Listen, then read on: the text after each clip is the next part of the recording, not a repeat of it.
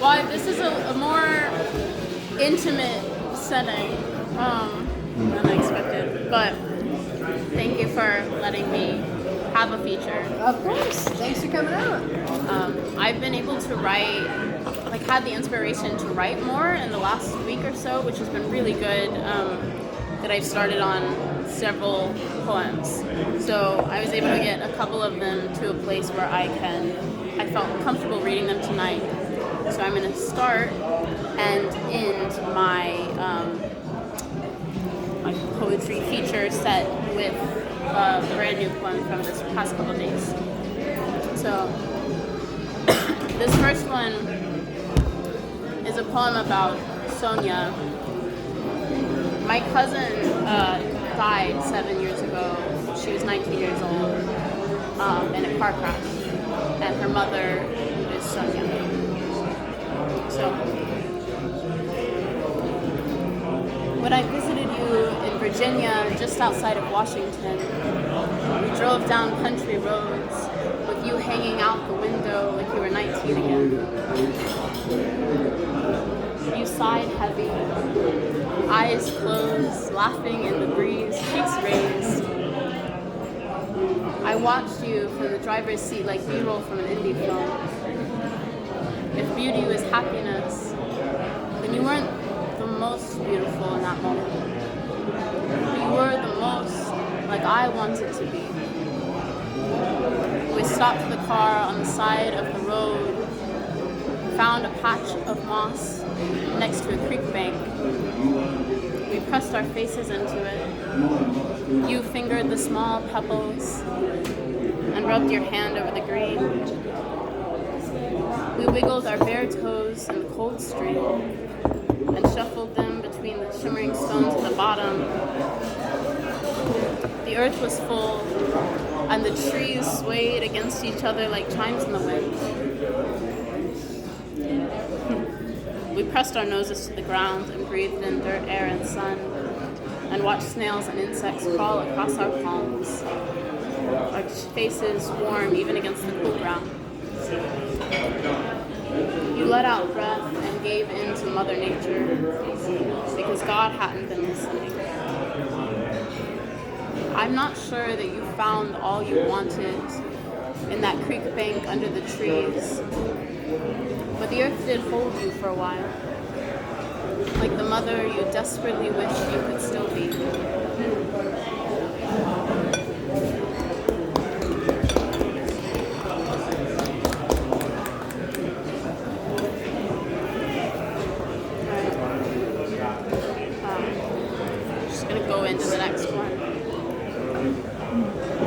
I now say words that taste a little foreign on my tongue.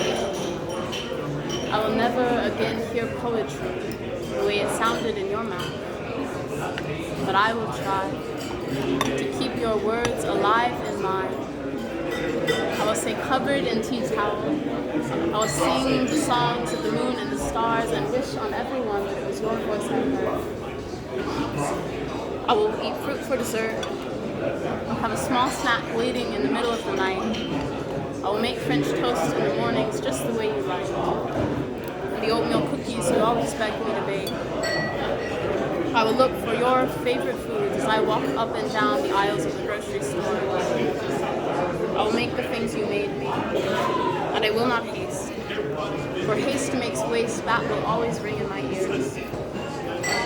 I will imagine that they are your hands holding the dough. Think of you every time someone rubs a hole in my skin. It's funny how you can be there even in the irritations. I will carry myself well, bring cakes to the neighbors, and wait to eat until everybody is sitting and served, because patience is a virtue that I know. I will spend my whole life trying to become one, but I never will.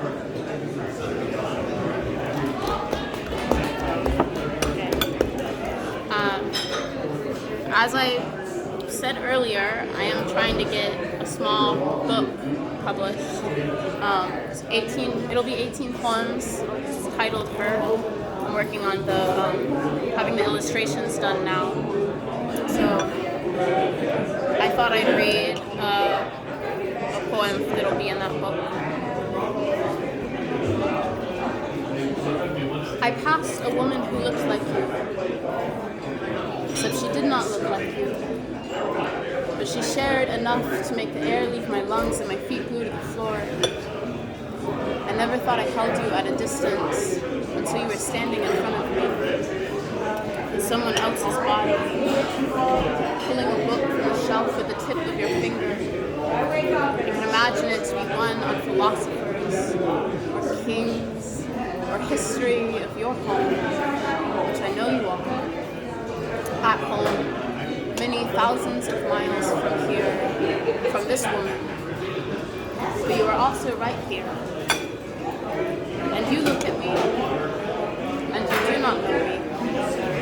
And I imagine it wouldn't be much different if it was you here in front of me. And I could not say anything to you. And you would have no one to say anything to. Dizzy from an interaction I did not have, I stumbled to set my books back on the shelf, stuttering over breath.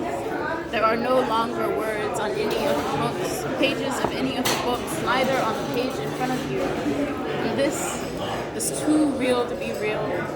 The pages of this book lost their words long ago. And this bookstore, with all its people and all its books, has become a cover of a story with no words. You and your book, the only character, the only place and the only time and the only context, you are the book. And in this bookstore, that once held thousands, there is only you.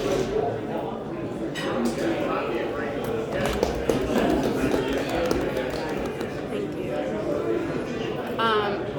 Now when I was trying to figure out what poems to write or to read for tonight, and with it being so close to Valentine's Day, I don't consider myself a love poet in that I don't write Shakespearean love poems. But when I was thinking about the poetry for tonight, I did realize that I have so much love for so many different people in so many different ways that most of the poems I write are about love in one way or another. So sometimes that love can even be raw in a way that's new to people. And this is about that. Do I scare you with my love? My love. With my intimacy. Raw and full, I open all of me to you. And unfolding, I bear soft and tender flesh.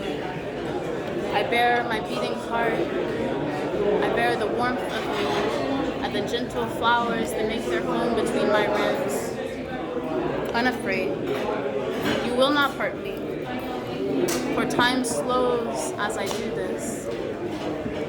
When you find yourself warm and held inside me, by the kindness of eyes and the tracing of fingers on skin, I know no way to love but with all of me, and I would have no interest in it if I did.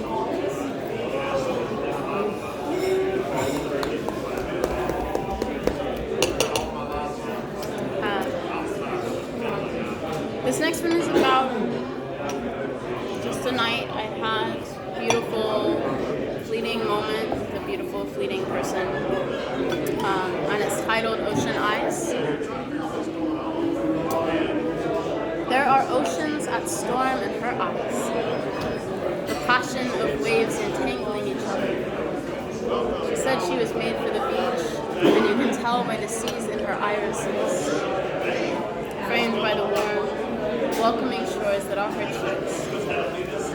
I could stare at them in the light shining through the window until the sun moved to the other side of the house. Watching her smile and smirk and bashfully turn her head, curls falling in her face. There are people who will say that all of this is made from sin. But I can't see how this is anything but the embodiment of love. Love for oneself, love for the moment, the flutter of butterflies in the stomach, the magic of swirling on the dance floor for hours while everyone else melts away. The two of us connected by oceans, by souls, by enchantment and beauty. She holds the door for me and I kiss her gently, cheek in hand. This could all last for a moment, or for as long as the waves continue dancing in her eyes. I can't see myself willingly looking away.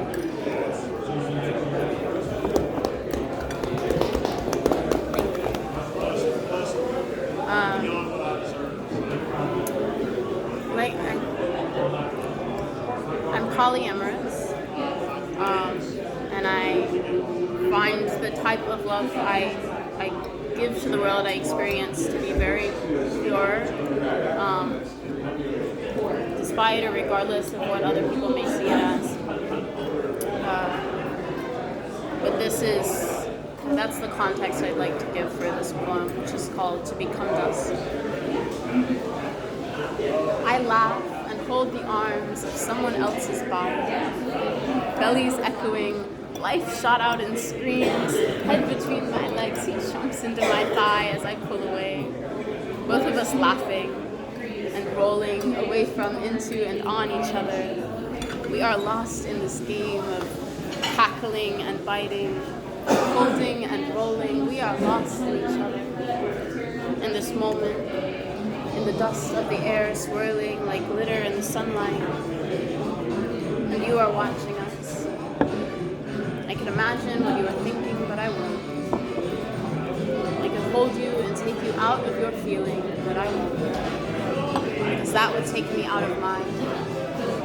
I would really prefer to be dust swirling in this air right now. This moment is all that I want.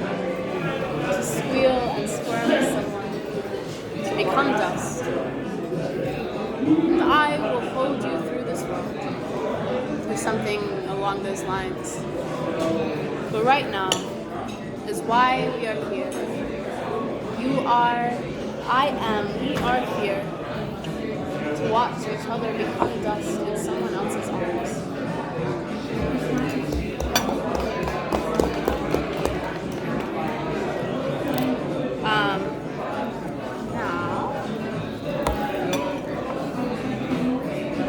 So, I mean, we were talking about being outside versus inside, and last week, Evelyn Berry came and was an incredible poet, and you should look up her work if you don't know it already.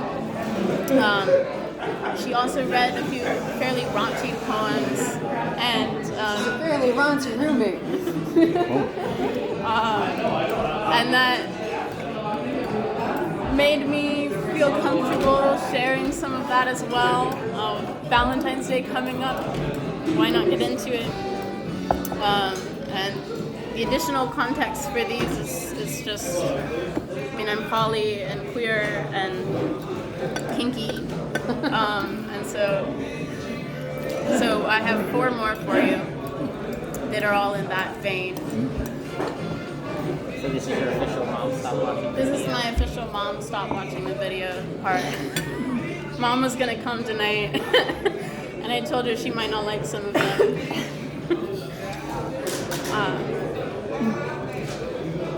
I was easy to want, sitting in front of you, beautiful in your bed, taunting your thoughts. You told me it was a figment of my imagination as you pressed your fingers against me. I distinctly remember saying it wasn't. The more time draws on, it seems that it was.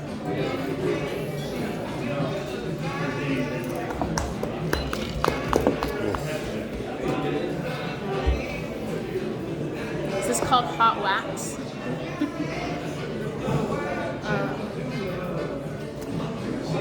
Wax dripping, hot, burning, a fire rolling down my legs, a puddle of burning flesh. Ecstasy is what we all strive to find. And here, lying on the ground, gripping this mat and clenching my jaw around my own flesh.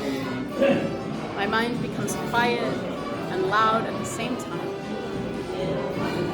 He speaks to me and lets a pour of wax roll down my inner thigh. I tell him I cannot focus, which is true. For all intents and purposes, he was speaking another language and I did not care to hear what he had to say.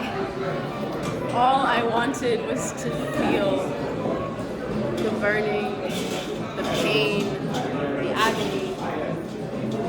They say that neural pathways between pain and pleasure can cross. God, our mind crossed. Because this pain brings immense pleasure. And afterward, red marks, red drips, drops, and dollops will line the backs of my thighs. Tomorrow, I will see his handiwork and remember the pain, a reminder of an ecstasy, and with it, a desire for more.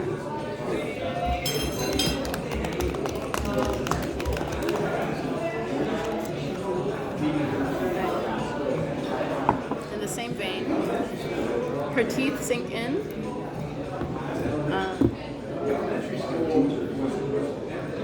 In the mind, a mumble and jumble of sound.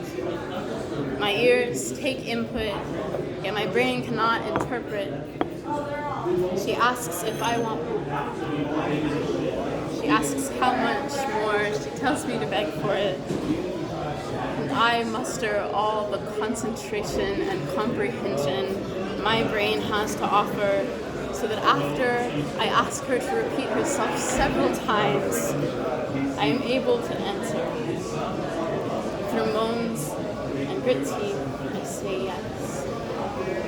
I say please. I say God damn, I want more. And her teeth sink into my chest. The skin around and beneath them turns purple. Soon it will bruise, and tomorrow, when I touch it and the pain strikes through me, I will remember her and once again ask for more.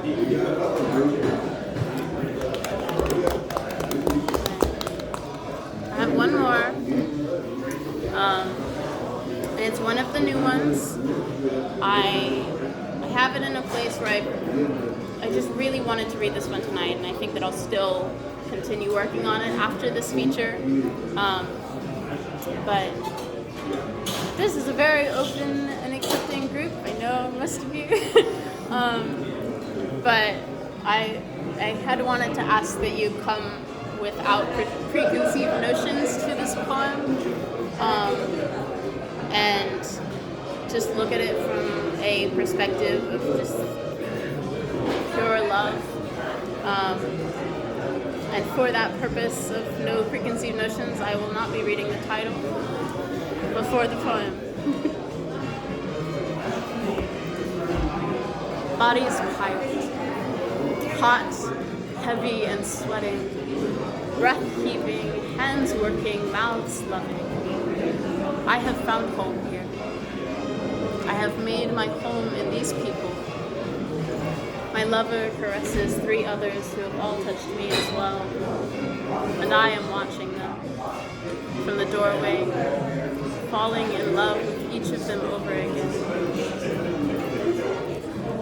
I will leave soon for Colorado or Spain or somewhere else. I will leave them loving each other. I will leave them a beautiful pile of bodies. They will be here when I come home, growing and changing, but beautiful still. I will hold familiar faces between my hands, as well as any new ones who have joined while I'm away. But it still hurts to leave all of this, all of them. So in that doorway, on the other side of the room, I am crying. My dear friend, the partner of my partner, comes to hold me, my gentle tears soaking into his t-shirt, his arms wrapped around me. We watched them for a while, and then turned to step out of the room and curl onto the couch with one of the people who feels like home.